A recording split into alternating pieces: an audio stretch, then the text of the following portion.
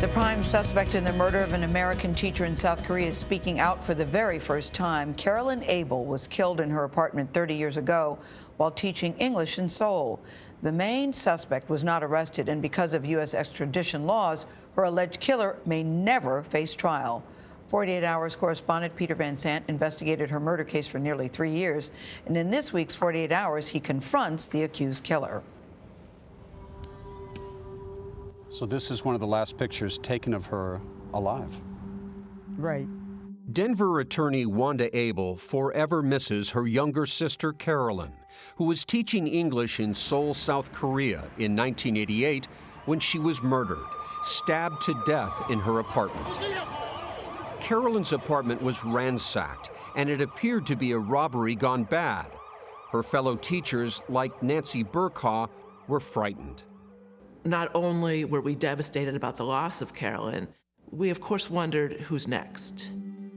John Boatwright, a chief of detectives in South Korea for the Army's Criminal Investigation Division, was brought on the case to assist.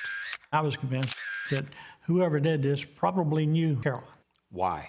Because there was no signs of forced entry into the apartment. He decided to interview the 2 American teachers who discovered Carolyn's body, Kathy Patrick and Sandra Ames.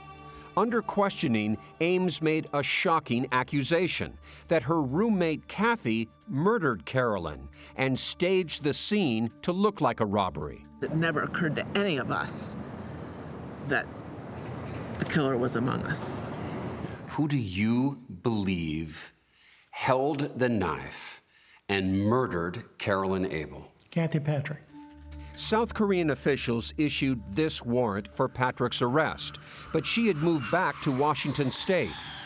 Investigators there quickly learned they were powerless to arrest Patrick because the U.S. and South Korea didn't have an extradition treaty. My sister never got to live her life. Why does Kathy get to live a full life? Kathy turned down our request for an interview. Okay, this is the building. So we went to her office at Western Washington University, where Kathy Patrick is a guidance counselor.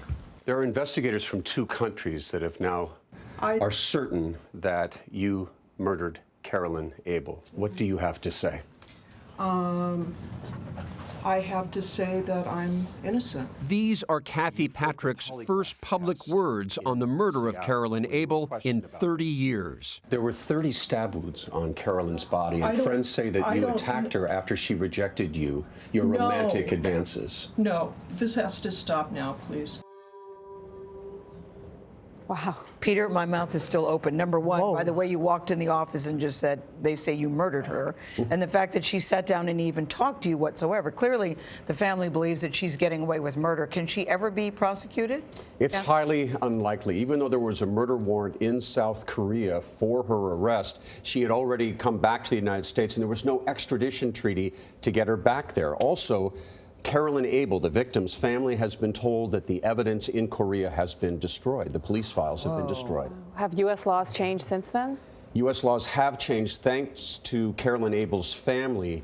Now, if an American kills an American overseas, they can be tried here in the United States. But what's that like? You walk in and you're going to accuse somebody of murder. It could go many ways. What are you thinking as you're walking in? Look, this is the end of 3 years, and we have talked to a dozen people involved in this case who all their lives were altered. This was a very satisfying moment to go in there and confront her with these allegations. It was an important moment. There's a lot more in the show Saturday night of my conversation there. She answered about 5 questions. Perfect segue. You can see Peter's report. We're calling it Out of Reach tomorrow night on 48 Hours. It airs at 10, 9 Central right here on CBS.